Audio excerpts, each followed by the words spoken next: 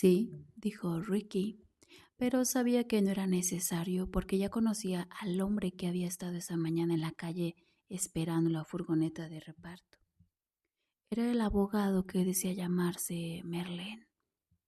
A media mañana recibió una llamada telefónica del director del banco, el hombre que guardaba el efectivo que le quedaba en un cheque bancario a su nombre. El directivo del banco parecía nervioso y alterado mientras hablaba. Ricky intentó recordar su cara, pero no pudo, aunque estaba seguro de que lo había visto en persona alguna vez. Doctor Starks, soy Michael Thompson, del banco. Hablamos el otro día. Sí, me está guardando un dinero, ¿verdad? Lo tengo bajo llave en el cajón de mi escritorio. No le llamo por eso. Ha habido un movimiento inusual en su cuenta. ¿Qué clase de movimiento inusual? Quiso saber Ricky. El hombre pareció reflexionar antes de contestar. Bueno, no me gusta especular, pero parece que ha intentado acceder a su cuenta sin autorización. ¿De qué modo? Pareció dudar de nuevo. Bueno, como ya sabe, estos últimos años hemos incorporado la banca electrónica, como todo el mundo. Pero como somos una entidad pequeña y localizada, bien, nos gusta considerarnos anticuados en muchos sentidos. Ricky sabía que esas palabras eran el eslogan publicitario del banco. También sabía que el Consejo de Administración del banco acogería con entusiasmo cualquier absorción por parte de uno de los megabancos el día en que le llegara alguna oferta lo bastante jugosa. Sí, afirmó, ese ha sido siempre uno de los mayores atractivos que ofrecen a los clientes. Gracias. Nos gusta pensar que ofrecemos un servicio personalizado. Pero, ¿qué hay de ese acceso sin autorización? Poco después de haber cerrado la cuenta, de acuerdo con sus instrucciones, alguien quiso efectuar cambios en ella a través de nuestros servicios de banca electrónica. Nos enteramos de estos intentos porque un individuo llamó después de que el acceso le fuera denegado. ¿Llamaron? ¿Alguien que afirmó ser usted? ¿Qué dijo? Era para quejarse, pero en cuanto oyó que la cuenta estaba cerrada, colgó. Fue todo muy misterioso y algo desconcertante porque nuestros registros informáticos indican que conocía su contraseña. ¿Se la ha proporcionado a alguien? No, dijo Ricky, pero por un momento se sintió idiota. Su contraseña era 37383, el equivalente en cifras de las letras que componían la palabra Freud. Y era tan obvio que casi se sonrojó. Usar la fecha de su cumpleaños podría haber sido peor, pero lo dudaba. Bueno, supongo que hizo bien en cerrar la cuenta. Ricky reflexionó por un instante antes de preguntar.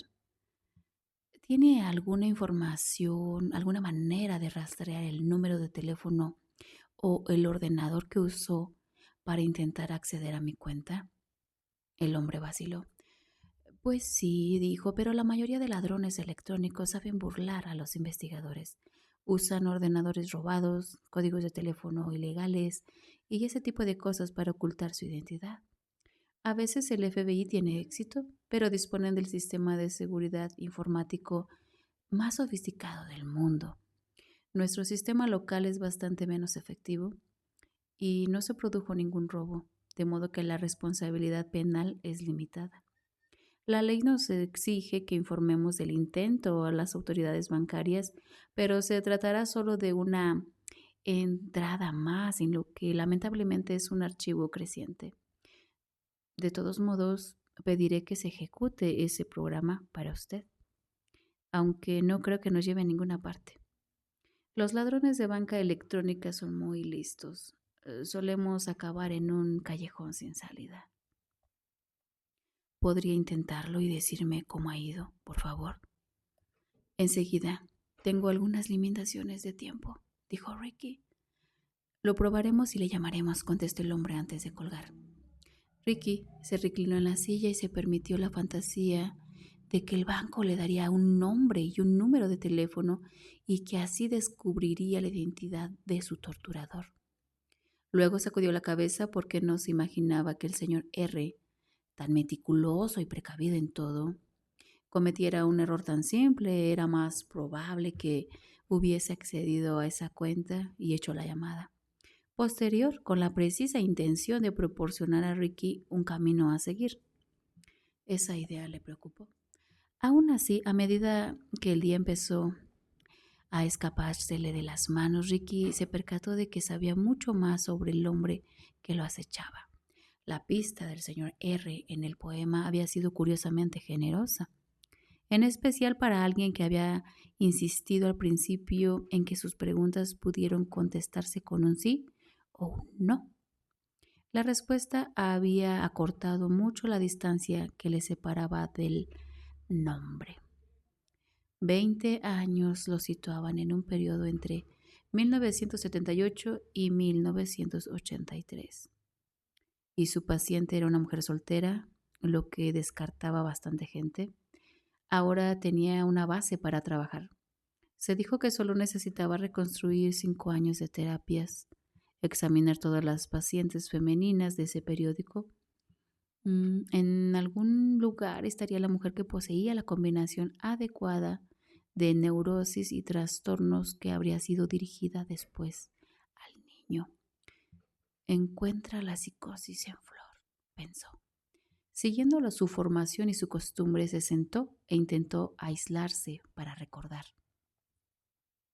¿Quién era yo hace 20 años? Se preguntó. ¿A quién trataba? El psicoanálisis tiene un principio que está en la base de toda terapia. Todo el mundo lo recuerda todo. Puede que no se recuerde con precisión fotográfica, que las percepciones y las reacciones estén enturbiadas o sesgadas por todo tipo de fuerzas emocionales, que los hechos recordados con claridad sean en realidad turbios, pero cuando por fin se revisa, todo el mundo lo recuerda todo. Las heridas y los temores pueden acechar escondidos bajo capas de estrés, pero están ahí y pueden encontrarse, por muy potentes que sean las energías psicológicas de la negación. Ricky era partidario de este proceso de eliminación de capas para llegar al meollo de los recuerdos y descubrir la capa dura de debajo. Así pues, empezó a sondear su propia memoria. De vez en cuando lanzaba una mirada a los retazos de notas que constituían sus archivos, enfadado consigo mismo por no ser más preciso. A cualquier otro médico, enfrentando con un asunto de años anteriores, le bastaría con quitar el polvo a una carpeta y extraer de ella los datos necesarios. Pero su tarea era mucho más compleja, porque todas sus carpetas estaban archivadas en su memoria. Aún así, Ricky sintió que podía lograrlo. Muy concentrado, con un bloc en el regazo, se dedicó a reconstruir su pasado. Una tras otra fueron cobrando forma y vida imágenes de personas. Era un poco como intentar conversar con fantasmas. Descartó a los hombres para dejar solo a las mujeres. Los nombres le acudieron despacio, de modo bastante curioso, casi era más fácil recordar las quejas. Anotó en el blog cada imagen de una paciente, cada detalle sobre un tratamiento. Todo era disperso, inconexo, ineficiente y poco coherente, pero se dijo que estaba avanzando. Cuando alzó los ojos, la consulta se había llenado de sombras. El día había pasado mientras él estaba absorto. En las hojas que tenía delante había plasmado 12 recuerdos distintos del periodo en cuestión. En esa época, 18 mujeres como mínimo habían hecho algún tipo de terapia con él. Era una cifra manejable, pero le preocupaba que hubiera otras que era incapaz de recordar. Del grupo que recordaba, solo tenía el nombre de la mitad y se trataba de pacientes de mucho tiempo. Tenía la inquietante sensación de que la madre del señor R era una mujer a la que solo había visto brevemente. La memoria y los recuerdos eran como las amantes de Ricky. Ahora le parecían esquivas y belidiosas. Al levantarse de la silla tenía las rodillas y los hombros entumecidos. Se estiró despacio, se agachó y se frotó la rodilla como si pudiera vigorizarla. Se dio cuenta de que no había probado bocado en todo el día y de repente se sintió hambriento. No tenía demasiadas cosas para preparar en la cocina y se volvió para mirar por la ventana la noche que caía sobre la ciudad, a sabiendas de que tendría que salir a comprar algo. La idea de salir de casa casi apagó su hambre y le secó la garganta. Era una reacción curiosa. Había tenido tan pocos miedos en la vida, tan pocas dudas. Ahora el mero hecho de salir de la casa le hacía vacilar, pero se armó de valor y decidió dirigirse 2 manzanas al sur, a un bar donde podría tomar un bocadillo. No sabía si le estarían vigilando. Esto se estaba convirtiendo en una duda constante para él, pero decidió ignorar la sensación y continuar, y se recordó que había hecho progresos. El calor de la calle pareció agradable, como si hubiera encendido una estufa de gas en su cara. Caminó las 2 manzanas como un soldado, con la mirada al frente. El local estaba a mitad de la manzana, con media docena de mesitas fuera en verano y un interior estrecho y mal iluminado. Una barra situada en un solo lado y otras 10 mesas apiñadas en el resto del espacio. Había una mezcla de adornos en las paredes, que iban desde recuerdos deportivos hasta pósters de Broadway, fotografías de actores y actrices y algún que otro político. Era como si el local no hubiese logrado forjarse del todo con una identidad, como punto de reunión de un grupo concreto, y por ello procuraba satisfacer a clientela diversa, creando un batiburrillo en su interior. Pero la cocina, como en muchos sitios parecidos de Manhattan, preparaba una hamburguesa y un bocadillo de carne con queso más que aceptables. Y de vez en cuando incluía algún plato de pasta en el menú, todo a precios bastante económicos, algo en lo que Ricky no pensó hasta entrar por la puerta. Ya no tenía ninguna tarjeta de crédito disponible y su efectivo era escaso. Tomó nota mentalmente de que debía empezar a llevar cheques de viaje encima.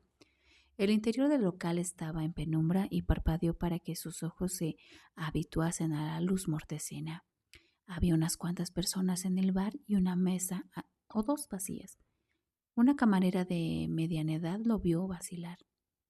¿Qué quieres cenar, cariño?, le preguntó con una familiaridad que parecía fuera de lugar en un bar que favorecía el anonimato. Sí, contestó. ¿Mesa para uno? Su tono indicaba que sabía que iba solo y que comía solo todas las noches, pero que alguna cortesía anticuada, fuera de lugar en la gran ciudad, le exigía hacer esa pregunta. Sí, otra vez. ¿Prefieres sentarte a la barra o a una mesa? Una mesa. A ser posible, en el fondo. La camarera se giró, vio una vacía en la parte de atrás y asintió. Sígueme, indicó. Lo condujo hasta una mesa y abrió un menú delante de Ricky. ¿Algo de beber? Una copa de vino tinto, por favor. Marchando, el especial del día son las pastas con salmón. Están de rechupete. Ricky observó cómo la camarera se dirigía hacia la barra. El menú tenía cubiertas de plástico y era mucho más grande físicamente de lo necesario para la modesta selección que ofrecía. Ricky estudió la lista de hamburguesas y de entrantes, descritos con un florido entusiasmo literario que quería ocultar la simplicidad de su realidad. Dejó el menú sobre la mesa a la espera de que la camarera le sirviese el vino. La chica había desaparecido. Seguramente había ido a la cocina. En su lugar, delante de él, estaba Virgil. Sostenía en las manos 2 copas de vino tinto. Vestía unos vaqueros desteñidos y una camiseta lila, y llevaba bajo el brazo un caro portafolios de piel color caoba. Dejó caer las bebidas en la mesa, apartó una silla y se sentó frente a él. Alargó la mano y le arrebató el menú. Ya he pedido el especial para los 2, dijo con una sonrisita seductora. La camarera tiene toda la razón. Está de rechupete. La sorpresa lo atenazaba, pero no reaccionó exteriormente. Miró con dureza a la joven, con esa inexpresiva cara de póker que también conocían sus pacientes. ¿Así que crees que el salmón será fresco? Se limitó a decir. Seguro que da coletazos y boqueadas, contestó Virgil. Eso parecería apropiado. La joven bebió un sorbo de vino, Ricky apartó su vaso a un lado y bebió agua. Con la pasta y el pescado se bebe vino blanco, indicó Virgil. Pero bueno, no estamos en la clase de lugar que sigue las normas, ¿no? No me imagino a ningún sommelier que se acerque con ceño para comentarnos lo inadecuado de nuestra elección. Yo tampoco, contestó Ricky. Virgil continuó hablando con rapidez pero sin ningún nerviosismo. Sonaba más bien como niño entusiasmado por su cumpleaños. Por otra parte, beber vino tinto da un aire más despreocupado. ¿No crees, Ricky? Un atrevimiento que sugiere que en realidad no nos importa lo que digan las convenciones y hacemos lo que queremos. ¿Puedes sentir eso, Ricky? Me refiero a cierto espíritu de aventura y anarquía al alejarse de las normas. ¿Qué opinas? Opino que las normas están cambiando todo el rato. ¿Las de etiqueta? ¿Estamos hablando de eso?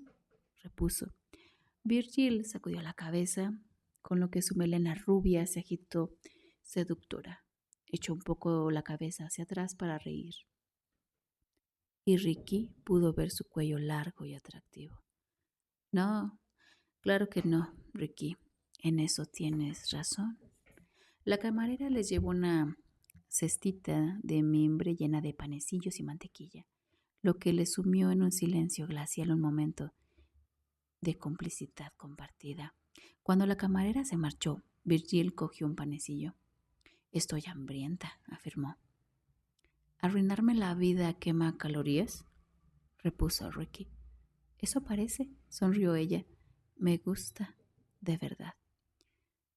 ¿Cómo deberíamos llamarlo, doctor?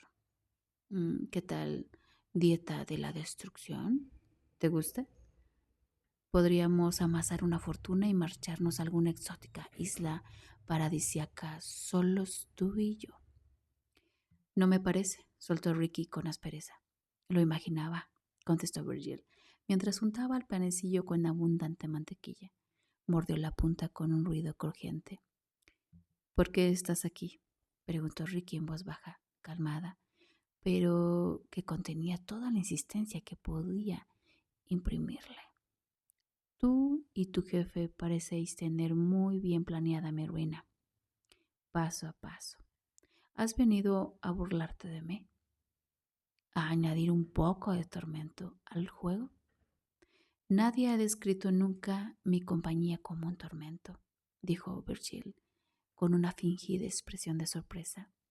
Querría pensar que la encontrabas, si no agradable, por lo menos interesante. Y piensa en tu propia situación, Ricky. Viniste aquí solo, viejo, nervioso, lleno de dudas y ansiedad. ¿Quién se hubiera indignado siquiera a mirarte? Habría sentido una lástima fugaz. Y ya habría seguido comiendo y bebiendo sin hacer caso del anciano en que te has convertido. Pero todo eso cambia cuando yo estoy sentada frente a ti. De repente ya no eres tan previsible, ¿verdad? Sonrió. No puede ser tan malo. Ricky sacudió la cabeza, se le había hecho un nudo en el estómago y tenía mal sabor de boca. Mi vida, empezó. Tu vida ha cambiado y seguirá cambiando, por lo menos durante unos días más. Y entonces, bueno, ese es el problema, ¿no? ¿Disfrutas con esto? Preguntó Ricky. ¿Con verme sufrir? Es curioso porque no te habría tomado por una sádica tan entregada a tu señora R. Puede que sí, pero no estoy seguro, tan seguro sobre él porque sigue un poco distante, aunque acercándose, supongo. Pero tú, señorita Virgil, no creía que poseyeras la psicopatología necesaria. Claro que podría equivocarme, y de eso se trata, ¿no? de cuando me equivoqué en algo. ¿No es así? Ricky bebió un sorbo de agua con la esperanza de haber inducido a la joven a revelarle algo. Por un instante vio que la cólera le dibujaba unas arruguitas en las comisuras de los ojos y unas minúsculas señales oscuras en los labios. Pero se recobró y ondeó el panecillo, a medio comer en el aire que lo separaba como si desechara sus palabras. Interpretas mal mi función, Ricky. Vuelve a explicármela. Todo el mundo necesita un guía que lo lleve hacia el infierno, Ricky. Ya te lo dije. Lo recuerdo.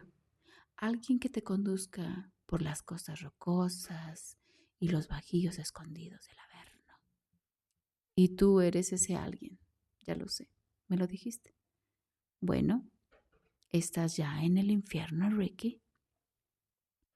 Él se encogió de hombros buscando enfurecerla. No lo logró. Quizá llamando a las puertas del infierno, sonrió la joven. Ricky sacudió la cabeza, pero ella lo ignoró. Eres un hombre orgulloso, doctor Ricky. Te duele perder el control de tu vida, ¿no? Demasiado orgulloso. Y todos sabemos lo que sigue directamente al orgullo. Oye, este vino no está mal. Deberías probarlo.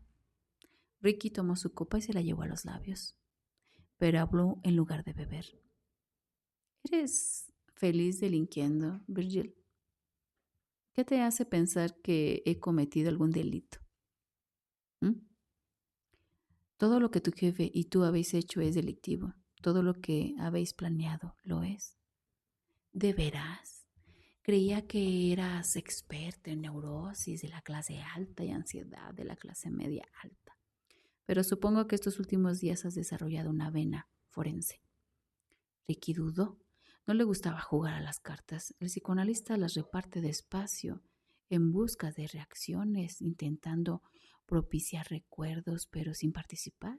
Sin embargo, tenía muy poco tiempo y mientras observaba cómo la joven cambiaba de postura en la silla, no estuvo del todo seguro de que esa reunión fuera tal como el esquivo señor R había previsto.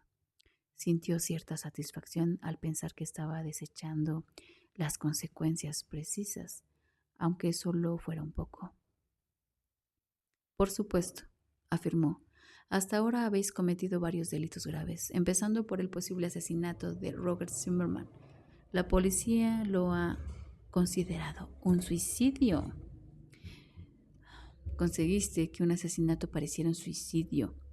Estoy convencido. Bueno, si vas a ser tan obstinado, no intentaré que cambies de opinión, pero creía que tener una actitud abierta era una característica de tu profesión.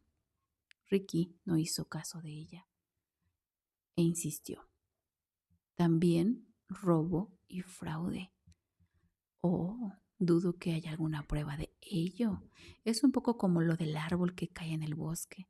Si no hay nadie presente, ¿hace ruido? Si no existe prueba, ¿tuvo realmente lugar un delito? Y si la hay, está en el ciberespacio junto con tu dinero. Por no mencionar tu pequeña difamación con esa denuncia falsa a la sociedad psicoanalítica. Fuiste tú, ¿verdad? Engañaste a ese idiota de Boston con una actuación muy elaborada. ¿También te quitaste la ropa para él? Ella se apartó de nuevo el cabello de la cara y se retrepó en la silla. No fue necesario. Es uno de esos hombres que se comportan como cachorros cuando les reprochas algo. Se pone boca arriba y expone los genitales con unos patéticos gemidos. ¿No es sorprendente lo mucho que puede creer una persona cuando quiere creer? Limpiaré mi reputación, le espectó Ricky. Para eso tienes que estar vivo, y ahora mismo tengo mis dudas. Virgil sonrió, y él no contestó porque también tenía sus dudas. Vio que la camarera se acercaba con los platos. Los puso en la mesa y les preguntó si deseaban algo más. Virgil pidió un segundo vaso de vino, pero Ricky negó con la cabeza. Eso está bien, afirmó Virgil cuando la camarera se marchó. Mantente despejado. Ricky observó la comida humeante frente a él. ¿Por qué estás ayudando a ese hombre? Preguntó de pronto. ¿Qué ganas tú con ello? ¿Por qué no te olvidas de toda esta patraña? ¿Dejas de portarte como una idiota y vas conmigo a la policía? Podríamos detener este juego y yo me encargaría de que recuperaras alguna apariencia de vida normal, sin cargos. ¿Podría hacerlo? Virgil mantuvo la mirada en el plato mientras con el tenedor jugueteaba con la pasta y el trozo de salmón. Cuando levantó la mirada para encontrarse con la de Ricky, sus ojos apenas ocultaban la rabia. Tú te encargarías de que volviera a tener una vida normal. Eres mago. ¿Y qué te hace pensar que una vida normal sea tan maravillosa?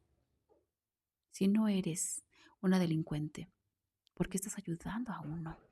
Insistió él, sin hacer caso a su pregunta. Si no eres una sádica, ¿por qué trabajas para uno? Si no eres una psicópata, ¿por qué te unes a uno? Y si no eres una asesina, ¿por qué ayudas a uno? Virgil lo siguió mirando. Toda la excentricidad y la vivacidad despreocupada de su actitud habían desaparecido, sustituidas por una repentina severidad glacial. Quizá porque me paga bien, dijo despacio. Hoy en día hay mucha gente dispuesta a hacer cualquier cosa por dinero. ¿Podrías creer eso de mí? Me costaría, contestó Ricky, prudente, aunque probablemente no le costaría nada. Así que descartas el dinero como mi móvil. ¿Sabes? No estoy segura de que debas hacerlo. Meneó la cabeza. ¿Otro motivo, tal vez? ¿Qué otros motivos podría tener? Tú debes ser el experto en este terreno. ¿No define bastante bien lo que haces el concepto búsqueda de motivos? ¿Y no forma también parte del juego que estamos practicando? Vamos, Ricky, ya hemos tenido 2 sesiones juntos. Si no es el dinero, ¿cuál es el motivo? No te conozco lo suficiente, empezó, sin convicción, mientras la miraba con dureza. La joven dejó el cuchillo y el tenedor con una lentitud que indicaba que no le gustaba esta respuesta. Hazlo mejor, Ricky, por mí. Después de todo, a mi modo, estoy aquí para guiarte. El problema es que la palabra guía tiene connotaciones positivas que pueden ser incorrectas. Puede que tenga que dirigirte hacia donde no quieres ir. Pero una cosa sí es segura, sin mí no te acercarás a una respuesta, lo que significará tu muerte o la de alguien cercano a ti y que no sabe nada de todo esto. Y morir a ciegas es estúpido, Ricky, un crimen peor en cierto sentido. Así que contesta mi pregunta. ¿Qué otros motivos podría tener? ¿Me odias? ¿Tanto como ese señor R? Solo que no sé por qué. El odio es una emoción imprecisa, Ricky. ¿Crees que la conoces? Es algo acerca de lo que oigo todos los días en mi consulta. No, no, no. Virgil sacudió la cabeza. Oyes hablar de cólera y frustración, pero son elementos secundarios del odio.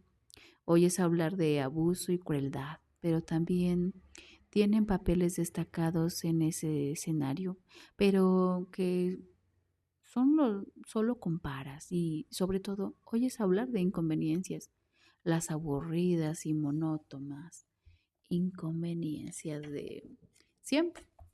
Y eso guarda tan poca relación con el puro odio como una aislada nube negra con una tormenta. Esa nube tiene que unirse a otras y crecer vertiginosamente antes de descargar. Pero tú, no te odio, Ricky, aunque quizá podría llegar a hacerlo. Prueba con otra cosa. No se lo creyó en absoluto, pero en ese momento se sentía perdido al intentar dar con una respuesta. Inspiró con fuerza. Amor.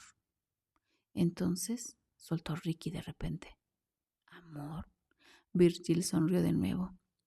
¿Intervienes porque estás enamorada de ese hombre, del señor R?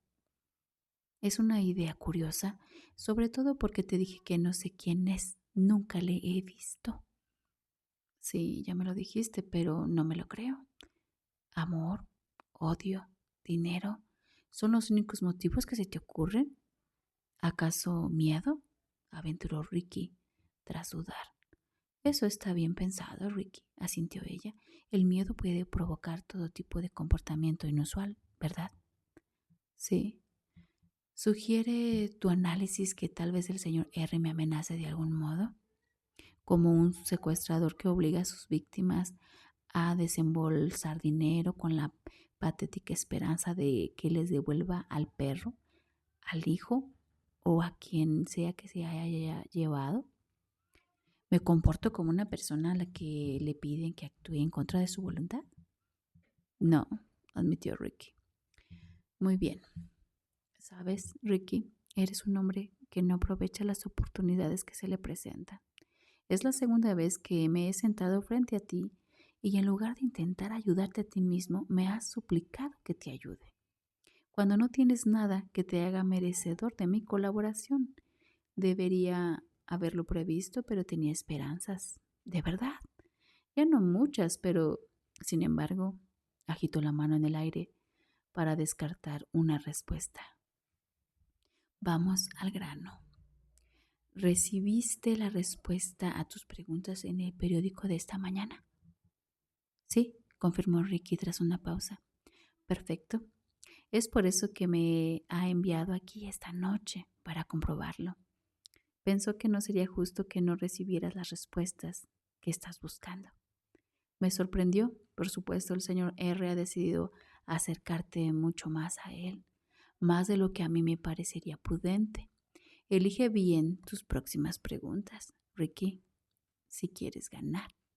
Me parece que te ha dado una gran oportunidad, pero mañana por la mañana solo te quedará una semana, 7 días y 2 preguntas más.